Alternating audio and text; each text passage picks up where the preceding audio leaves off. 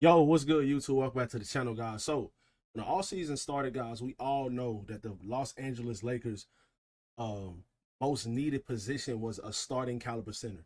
Well, they got the starting caliber center in Deandre Ayton, and I believe that he is not getting the respect that he deserves as a starting caliber center on this Lakers team. He's 27 years old. He's a career double-double guy.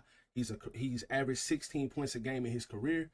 Pretty good, pretty a decent rim protector. I feel like he's a better defender than a lot of people are giving him credit for. So we're gonna talk about the top 10 centers in the NBA today in today's NBA. And to qualify in this, I wrote down this list.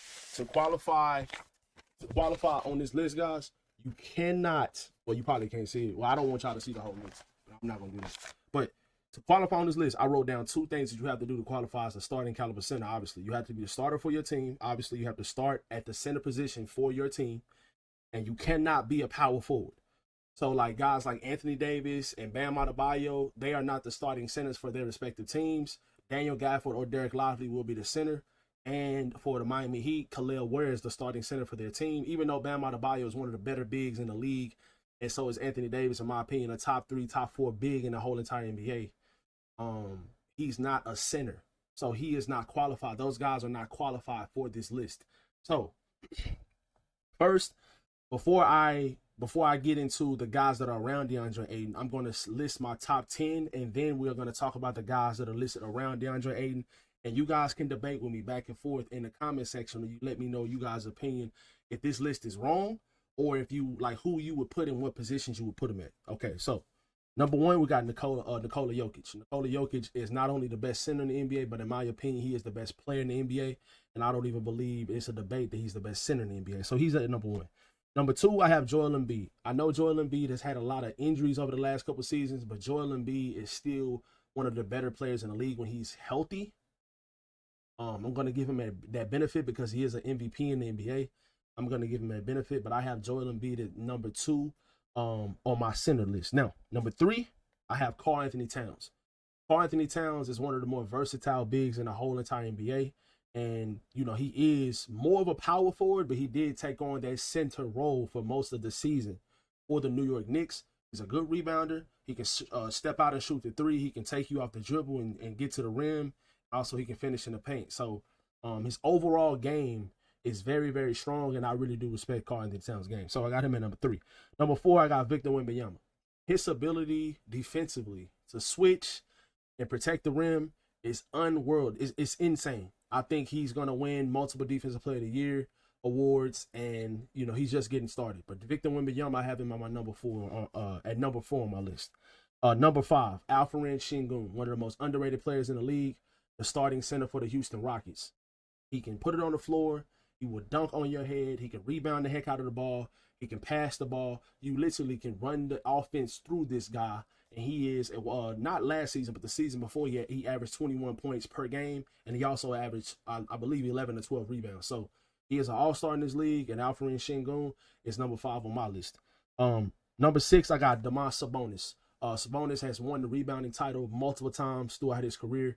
He's one of the more undersized centers, but he is the starting center for the the Sacramento Kings. And he is probably, if not one of, he is definitely, if not the best, he's definitely one of the best rebounders in the entire league.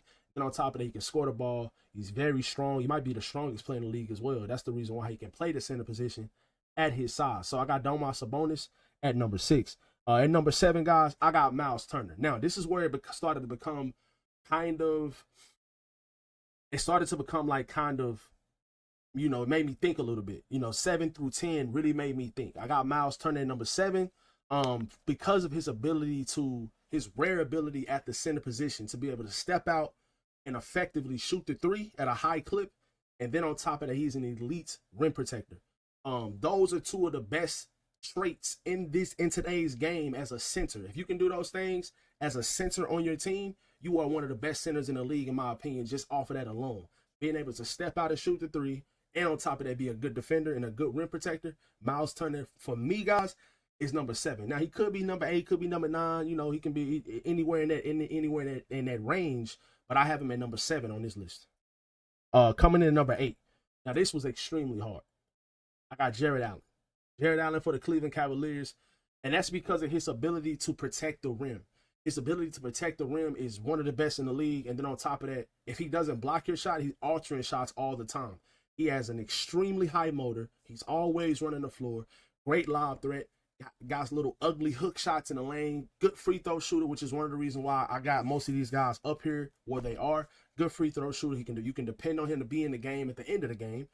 And then on top of it, he coexists with another really good big as well. So you have to have a pretty good IQ, in my opinion, to be playing alongside another center or another big in the same lineup as you in today's NBA. So I got Jarrett Allen at number 8, and then coming in at number 9. All Los Angeles Lakers, Deandre Ayton. I got Deandre Ayton at number 9 as the number 9 ranked center in the whole entire NBA. He could be higher. He could be higher. The last couple of years, he's played with a very, very bad Portland team. But when he was with Phoenix, he was one of the better centers in the league just because he was helping a winning team. And he's going to a winning team now that he's going to be in an offense that has great playmaking. When he was playing his best basketball, he was playing with Chris Paul and Devin Booker. And these guys were really giving him the ball in great spots to take advantage of mismatches and really take advantage of his mid-range game, which is very, very underrated about him. And he's always, since he's came into the league, he's averaged at least 10 rebounds a game. That is so important, in my opinion, to be on this list. Be a good rebounder, or you're rather going to be a good rebounder or a good rim protector, one or the other. In order to be top 10 in the NBA at the center position, one of your main traits has to be rebounding or rim protection. If you can't do neither one of those, you're not going to be top 10, in my opinion. So DeAndre Ayton is a really good rebounder. He's a really good offensive rebounder. And I think a motivated DeAndre Ayton has a significant chance to go up higher than number 9 on the top 10 list in the NBA today, in my opinion. And coming in at number 10, guys, we got Ivica Zubac.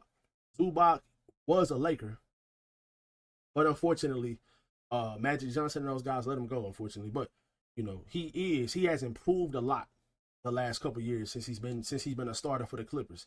He's not just catching the ball, lob threat kind of guy. He's getting the ball in the paint, doing reverse spins and hook shots, and you know, all these different types of array of shots. You know, he really hasn't expanded his game to the mid-range or the three-point range, but he still has an array of shots to be able to score over smaller guards. He's a humongous center. He's a really good rebounder.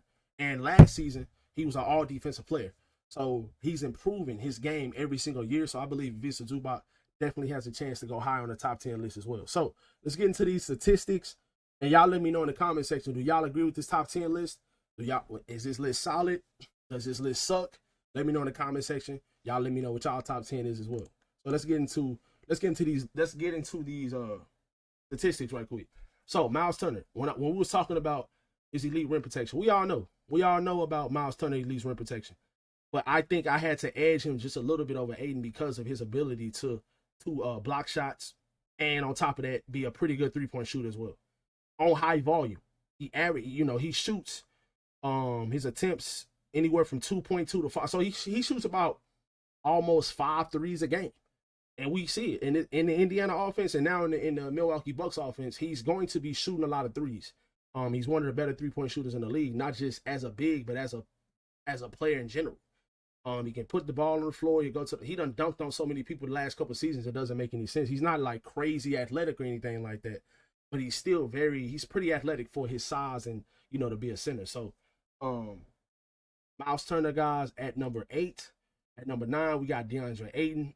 My opinion, guys, the most underrated part about his game is, other than the scoring, because I do legitimately feel like this season with the Lakers, he can average 18, anywhere between 18 and 20 points a game.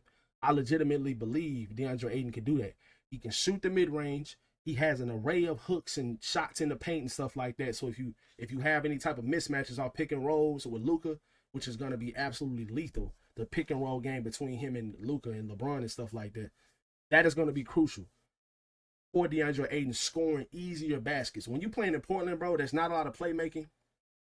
They have some pretty decent players, but none of those guys are elite playmakers. So playing alongside Luka, who's one of the best passers in the league, LeBron is one of the greatest passers of all time. Playing with these guys, Austin Reeves and stuff like that, you're going to get so many more easier buckets and easier opportunities, and he can take advantage of those. But the most underrated part about him is his rebounding. Every single season he's been in the league, he's averaged at least 10 rebounds. This is elite rebounding right here. At least 10? You giving me at least 10 every night? Cool. That means less offensive rebounds. That means you are pushing, your motor is high to a certain extent. That means you are going down there, you getting your nose dirty, you're boxing out, you're getting rebounds, you're getting offensive rebounds.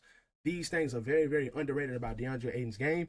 And on top of that, his mid-range game is extremely good. Go watch the tape. I feel like a lot of people have forgotten how good of a player he is. He was the number one overall pick for a reason. Now, is he better than Luka and Austin and Trae Young? No, he's not. But at the same time, he was the number one overall pick for a reason. And Deandre Ayton, in my opinion, has a chance to be higher on the top 10 center list, in my opinion. Now, at number, I believe not. Allen was number 8. But like I said, the reason why I had him higher than Deandre Ayton, he's not a better scorer than Deandre Ayton, but he's a better rim protector. And then on top of that, he is always he's available. He's available to his team. Last season he played 82 games. 82 games is insane. 77 games the year before, 68 the year before. Like I'm taking it every single time. He hasn't really played well in the postseason, and he's a pretty good rebounder as well. 10 rebounds the last couple seasons. He's pretty much been around the same mark as Deandre Ayton the last couple years, since he's been playing winning basketball with the Cleveland Cavaliers. But last but not least, guys, ivica, zubac. Like I said earlier, every single year you see improvement. You see the field goal percentage is high. Excuse me. I would like for him to be a better free throw shooter, to be more dependable at the end of the games. But last season was his best year in the league. And then on top of that, he was an all defensive player. I think he was all defensive second team, if I'm not mistaken. But yeah, guys, overall, man, y'all let me know in the comment section how y'all feel about this list. Do y'all think that Deandre Ayton is a top 10 center? I made this video because I want people to understand, or see if y'all agree with me on Deandre Ayton's ability to be dominant on this team. I think he has the chance to be dominant. I think you can pencil him in at 8. If it's 18 and 11, averaging 18 points, 11 rebounds, is that good for this team? That is immaculate for this team.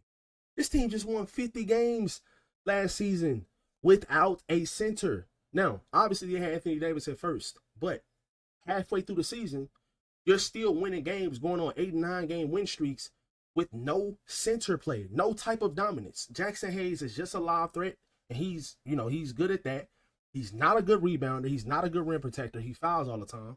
Like, these are the type of things that we have to understand as Laker fans. And, oh yeah, by the way, my honorable mentions for this list. Jalen Duren was number 11. And Walker Kessler was number 12. So those were my honorable mentions for this list. Like I said, they are the starting centers for their respective teams. The reason why they have Jalen Duren in the top 10 is because he has an extremely bad foul problem. Jalen Duren is a fouling machine. He's fouled out of games. He's fouling early in games to put himself in harm's way. And Walker Kessler, he really hasn't expanded his game to being more than just a live threat on the offensive side of the ball. And defensively, he is an elite defender. He's an elite rebounder as well. But offensively, I feel like most of these guys are better than Walker Kessler offensively. He can actually be, he's not really a threat offensively. If you give him the ball in the post, he's not going to really be scoring that much. You're going to have to pass it back out and stuff like that. So those two guys were my honorable mention. So let me know how you guys feel about this list in the comment section below. Let's give our big man in the league a little bit more love. Y'all let me know y'all top 10 centers in the league, or at least top 5. Who do y'all feel like is the top 5 or top 10 centers in the league? Do y'all agree with this? Do y'all agree with my list? Or do you guys disagree? Let me know all these things in the comment section below. Y'all be sure to drop a like on the video and subscribe to the channel. I will catch you guys in the next one.